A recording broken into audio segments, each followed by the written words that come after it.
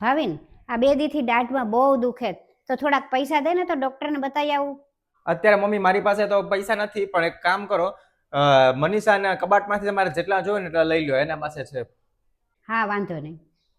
એક મિનિટ, ઈ પૈસા મારા ભાઈએ છે ને મારા યુઝ માટે આપેલા છે, નહીં કે તમારા મમ્મી માટે કે તમારા ઘરવાળા વાપરે એટલા માટે.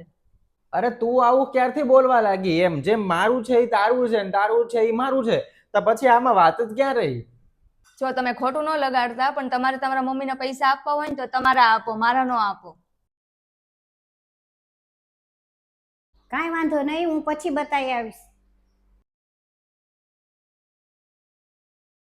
હવે તમે મને શું જોયા કરો છો? હું મારા પૈસા આપું તો હું સારી, ન આપું તો હું ખરાબ. ખોટું લાગવું હોય તો લાગે.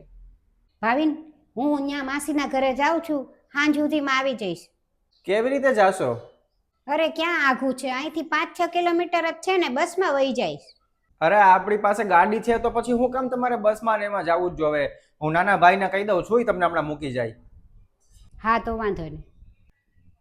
મનીષા, ગાડીની ચાવી ક્યાં મૂકી છે? દે ને. કઈ ગાડી ભાવિન? અરે હું કામ તું ખોટું મસ્તી કરે છો? આપણી પાસે એક તો ગાડી છે. ઠીક, ઈ તો ભાઈ લઈ ગયા છે. ભાઈ લઈ ગયો? અરે લઈ જતા પહેલા એકવાર મને પૂછવું તો તું. અરે પણ ઈ શું કામ ને તમને પૂછે? એને તો અપાવી હતી, તો પછી એને જ્યારે મન થાય ત્યારે લઈ જાય. એને મન થયું તો એ લઈ ગયા, આપી દેશે 2-3-4 દિવસમાં.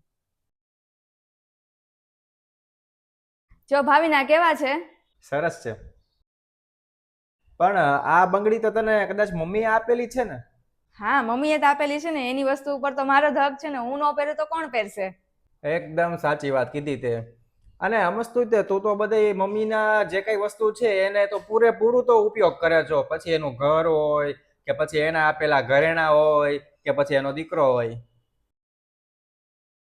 અને અમે ગમે ત્યારે તારી એકાદી વસ્તુ તે ઉપયોગ કરીએ કાં તો માંગીએ એટલે તરત તું તો સંભળાવી દે છો. તને હું આવું બધું શીખવાડીને અહીંયા મોકલી છે તારા મમ્મી પપ્પાએ કે એક કઈ વસ્તુ આપણી છે એ કોઈને આપવાની નહીં, કોઈને ઉપયોગ કરવા નહીં દેવાની? એટલે તરત જ તે પાછું સંભળાવીને નીચું દેખાડી દેવાનું એમ. અને એવું કાંઈ હોય ને તમ તારે તો તું મને કહી દે, તો અમે ક્યારેય તારી વસ્તુનો ઉપયોગ નહીં કરીએ ને માગશું નહીં. પણ ભાવિન, હવે મારે કાંઈ એટલે કાંઈ સાંભળવું નથી, કેમ કે તે અત્યાર સુધીમાં એટલું બધું સંભળાવી દીધું છે ને કે તે લિમિટ જ તે પૂરી કરી દીધી છે, અમારી હદ વટાવી દીધી છે એમ. તે મમ્મીને એટલું સંભળાવ્યું, ભાઈને એટલું સંભળાવ્યું, મને એટલું જ સંભળાવ્યું છે. એટલે હવેથી તો અમે નક્કી કરી દીધું છે ને મેં બધાને કહી દીધું છે કે તારી વસ્તુનો હવે કોઈ હાથય નહીં અડાડે. ઉપયોગ કરવાની કે માગવાની તો દૂરની વાત. તારે જે કરવું હોય કરજે. તારે ભાઈને તારા દેવું હોય તે ને દેજે, તારા પપ્પાને દેવું હોય તો દેજે, ને કોઈ ન દેવું હોય કચરામાં ફેંકી દેવું તો કચરામાં ફેંકી દેજે.